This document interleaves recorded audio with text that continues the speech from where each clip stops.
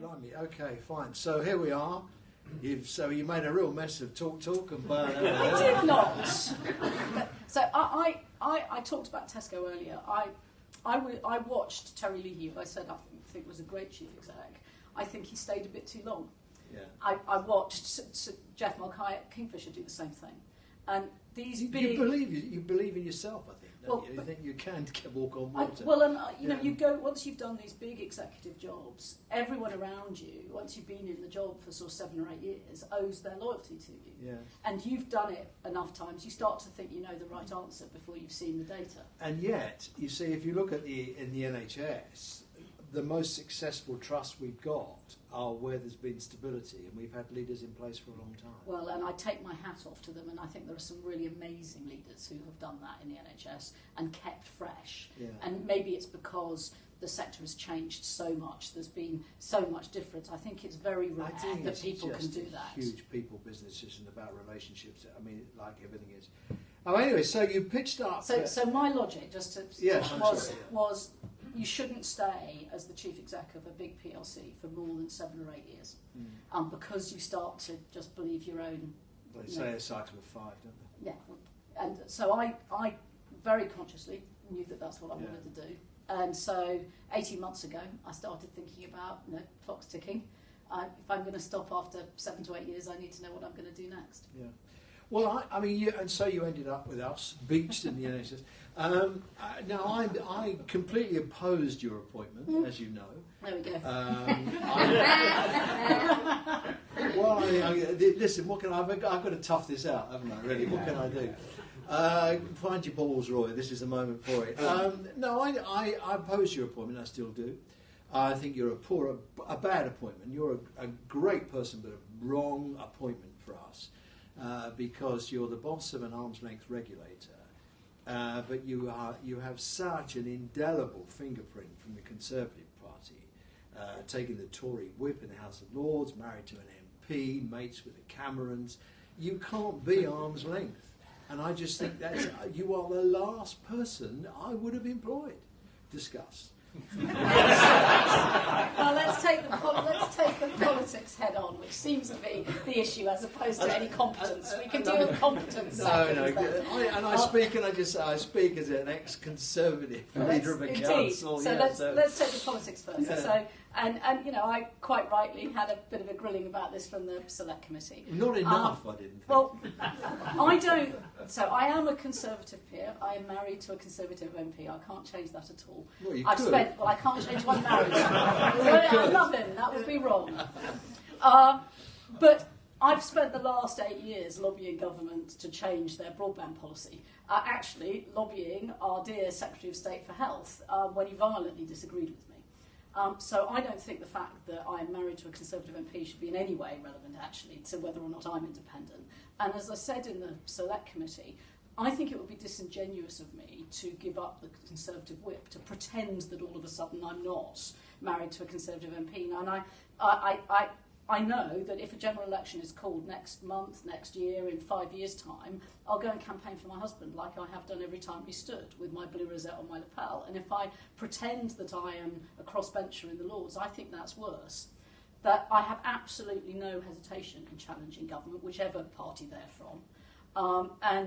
That's how you should judge me, on my competence rather than my familial relationships. Or, if you look at my record... When did you go into the House of Lords? 3 and a bit years ago. So we can't nail you for voting for the Langley reforms. You can't. What a shame. And you won't while I'm doing this would job. Would you have done? While I'm doing this job, I've given a commitment that I won't vote on any health issues. I also, this is a delicate one because you go into the House of Lords to contribute your expertise. I always joke, and it's not really a joke, that the House of Commons people are a mile wide and an inch deep. We elect our MPs to represent us on all issues, so they know a little bit about everything. Whereas the House of Lords, you're appointed, ideally because you know something deeply about a narrow subject. And the idea is you contribute based on what you know. But I'm not saying that I'll never speak on health-related issues, because that would be against the sort of principle of the Lords. But I'll be very, very cautious about speaking on things in the Lords to respect the independence of the role. And on my board, I have 2 Labour peers who've taken the Labour whip, who've both voted on health issues, spoken, and they're brilliant, both Lord Carter and Lord Dawes. I'm incredibly lucky to have them both. And I think maybe this is not a popular view, but the fact that there are people working across the NHS who have political views who park that and do a brilliant job for the National Health Service regardless of their political view. And I think it's important that politics doesn't become such a negative thing that no one's allowed to express any political view on anything ever, because actually then we will get the politicians we truly deserve. Well, okay, so we'll park that, I suppose. Harumphs. You've taken the lid off the tin. I know you've been around and had a look. What do you think? Well, I'm a retailer, as we've said, and I learned. You've been by around the getting shop, out. been around the I branches. need to. Yeah, I have, and that's why I came, because I started visiting hospitals a year ago and found the health service getting under my skin as I discovered the amazing people that work in it, the families that use it, that are the same people I've served in a consumer business all Do my life. you use the NHS? I do indeed. Well, I've been an amateur jump jockey all my life, so Yeah. I have Well, more I need knowledge to talk of to you A&E about that. than is good I for said me. rats, pigs, and we'll get onto the horses. Yeah. So how have I found it? I am so glad I made this decision. 4 months in, that has to be beyond a honeymoon period. I couldn't be happier with having joined. I love it. And that is in no way to diminish the scale of the challenge or the size of the opportunities. Actually, that's one of the reasons I love it, because it is endlessly fascinating, incredibly difficult, and hugely important. Okay, well, let's cut to the quick. I mean, the NHS, I've been around it since 1974. I've never seen it in shit this deep. We've got 3/4 of our hospitals who can't balance the books. They're in irrecoverable debt. We've got, 30,000, certainly nurse vacancies, shortages, probably 100,000 people short of people doing the job. There's an exodus now of senior management because of the pension issues. We've abandoned all the targets. We can't meet them. It's swamped, and it runs really on the smell of money and the oil of perspiration. Of its people. Yeah, and it's the perspiration of its people. I mean, I suppose really the big issue for you now is what happens about the DEL, the departmental expenditure limit. I'm not sure that is the big issue for me, Well, actually. it will be, won't it? Let me tell you, I didn't properly answer your question on what I found and what I think. I'm trying to hold I'm trying to hold 3 things in my head all at the same time. The first thing is that this is the best health system in the world, and the public narrative, maybe understandably, is always negative, or almost always negative. One of the small positive things I thought last week in all the media coverage about the weather was the extraordinary stories of heroism in the NHS. And for the first time since I've been sort of avidly watching and listening and reading all the health coverage, it was only positive about what people were doing in the NHS. And so I don't think we do enough to remind ourselves that whether you objectively measure it via the Commonwealth Fund or whoever, or whether you just know in your heart that it's one of the great things that for Britain, our NHS. Everyone who works in it, a principle of free at the point of delivery, and it's brilliant. So I'm trying to remember that, despite all of the challenges. Well, that's number one. Well, we all agree. I have got 2 we all others. agree that. Yeah. So that's number one. We all agree it, but we don't say it enough. And if you're working in any institution where every time you read about it, you're told about its crisis or near demise, it cannot be a great place to be. So that's number one. Number 2 is, even though it's the best system in the world, it could be so much better.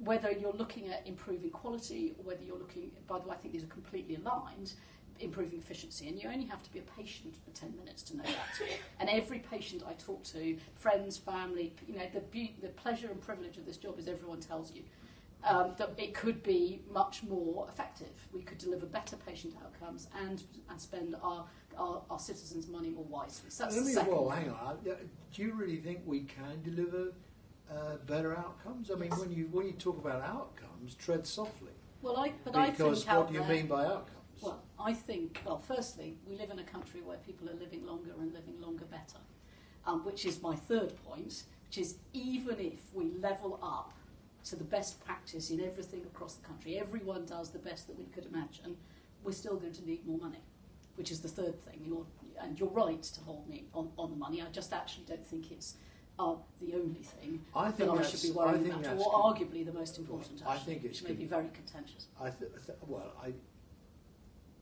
I sort of agree that we shouldn't take our eye off the rest. But if you look, for example, cancer outcomes, which are in the news today because Paul Bill terminal. Yes. If you look at Eurostat on cancer outcomes, they're going to try and persuade you we're worse than Poland. Yeah. And the reason for that is, it's the way they capture the data. Yeah. It just isn't true. And when you look at maternity outcomes, it's because we assiduously capture the data honestly and regularly and using the same basis. So I'm not saying that we are best at everything. No healthcare system can be, and there's a very good book by Mark Bricknell that's worth reading, who sat there and stole the idea of this book from me. And if you're listening, Mark, hi. I think we need to park all that. We have to talk about the money. Yeah, of course we do. Because we've had flatline funding for 7 years, 8 years, against 4% growth. Now, the politicians will tell you we've had increases in money, and they're minuscule, and then there's an argument with... Depends what you think about billions as being minuscule, but... Well, we haven't had billions extra. And, the row that Simon Stevens had with Number 10 over the money, where they tried to put the 2 previous years' money in with the 4 years that followed. It just isn't true. And if you look at the trajectory of funding, we can't continue on with about 4% growth. Since 1948 up to 2010, the NHS has had on average about 4% uplift every year. It goes up and down like a fiddler's elbow. But if you draw a straight line, it's about 3.8 to 4%, 1948 to 2010. 2010, all hell breaks loose with the economy, the world banking crisis, and the rest of it. Since then, the trajectory from 2010 to 2020 is just under 2%. Growth, 4%. We can't do it. Now, your predecessor regime, Ed and Jim, who both, they were hugely popular. And they pulled off a masterstroke to not quite deliver the Dell by very creative accounting, by calling in reserves, converting capital to revenue, looking down the back of the sofa for the last 2 bob. You can't do that again this year because it's been done. So what happens now? We can't, with the debt roll forward, we're pushing a bow wave of debt as it is. What happens? Look, I don't disagree with you that more money is needed to come into health and social care. That's my third of my 3 points. What I would challenge is that we can't also help ourselves. I think it's possible for both to be true at the same time. Right, let's deal with that. Because for every 100 quid we spend 70 quid on staff. Yeah. 30 quid we spend on back office supplies, bits and pieces, all the Carter stuff. Carter says he's going to save 5 billion by 2020. You've got 100 weeks left. Can't hear the money rattling in the tin. If you save 5% of your back office costs, you, as a business woman, you know very well, saving 5% with almost no investment is bloody difficult. But let's say we do. We save 5% of the 30 quid. That's £1.50. Yeah, but you're assuming you that the most important asset in the NHS is people don't change at all either. So when I flippantly said I'm not sure that managing the Dell is the most important thing that I'm worrying about, I think that the levers that you have to change the way the service operates, the most important lever is the way that we lead and engage our people. Right, we haven't had it. Well, hang on. Because it underpins everything. Well, the staff haven't had a pay rise for nurses since 2010, and it's been kicked into the long grass now until probably April of next year. we're losing. That's above my pay grade, those discussions. So, but it's the national. But the think award is made nationally with the pay review bodies. What I'm saying, I'm not saying it's your fault, and I'm not asking you to defend it.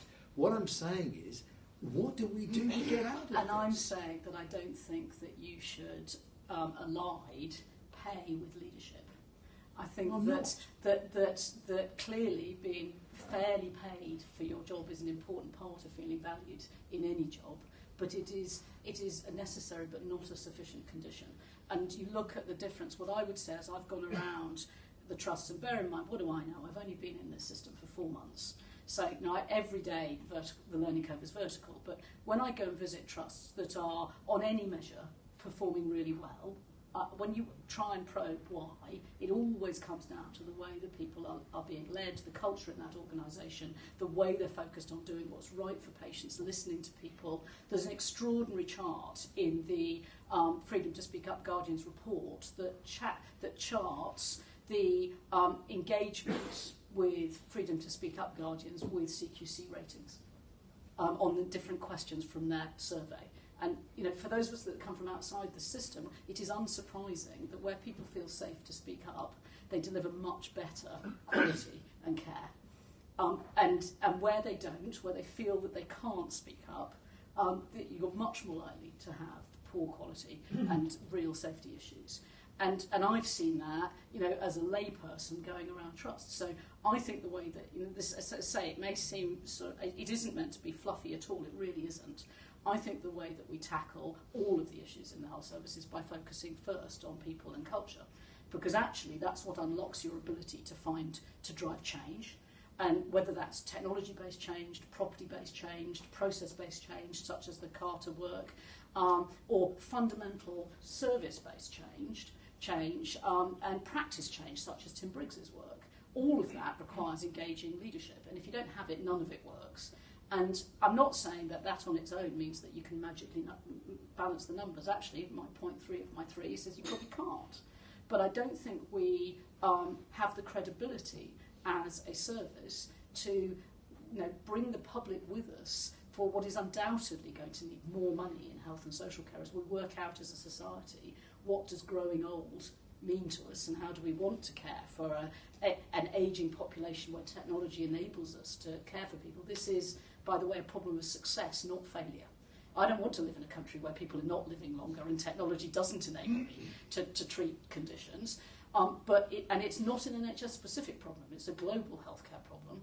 We won't solve it societally and get the additional money that we need unless we're also learning and changing as a service. The good thing is the NHS has delivered greater productivity improvements than the rest of the UK economy over the last 3 or 4 years. And that's an amazing testimony to the way that the service has coped with the pressures that you undoubtedly are right in setting out. 1.2% against 0.2%. Yeah. I get all that. And I mean, there is no argument to the logic that you give us tonight about how you manage affairs better and how you look at the efficiency gains that might come from having people that are well treated. But you still come back to the fact that, and I'm sorry to be tedious, but you are the regulator. You're the boss of the regulator that's got to bring the hospitals home in balance. And I'm saying to you, I don't think you can do it, and I don't think you do either. Well, I've just said in my 3 things. I do think in the end more money is needed. I think that you see, as Ian Dalton has said several times in the last few months, as he's got to learn in his new role, you see a lot of trusts managing this really difficult balancing act extremely well. You don't see all of them. And so our focus needs to be in how we support and challenge the trusts that are having the hardest time balancing everything. You also see, as you've rightly pointed to, a lot of non-recurrent, one-off things have been done. Some of those are good things to have been done, by the way, but it's not sustainable for the long term. I completely agree, and we do all have to face into that. But it is, maybe I'm just too much of an optimist. I think that it is possible to drive positive change. If you're not an optimist, then we're doomed. But Christ, we're all doomed. But I mean, if you look at some of these hospitals that end up getting in a real financial mess, they go into financial special measures. What happens? Somebody comes along and gives them more money. Really? Well, why didn't they just give them more money in the first place? We drive the enthusiasm out of management by the way we treat them. I mean, you've got a background in Harvard. You understand about quality. What are we still doing, sending charabangs full of people with clipboards and caps to inspect hospitals, for Christ's sake?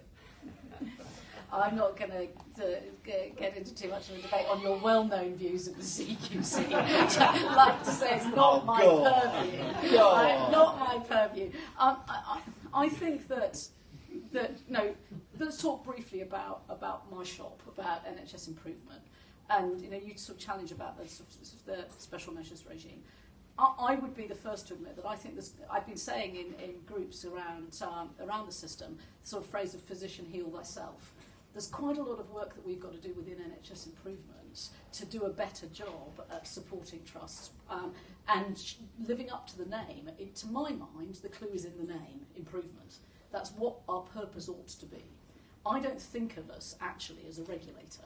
We have regulatory powers. It's in the toolkit. It's an important part of the toolkit. It's not our purpose. Well, you're monitor, really, aren't you? You're monitor, really. Like still in law, you're monitor. And the TDA. TDA, yeah. But I think the clue ought to be in the name, and I think there's a lot of work that we need to do internally and with our sister organisation, NHS England. So what trusts, leadership teams and people on the ground tell me is that on a good day, we might all ask for the same data request at the same time in just a slightly different format.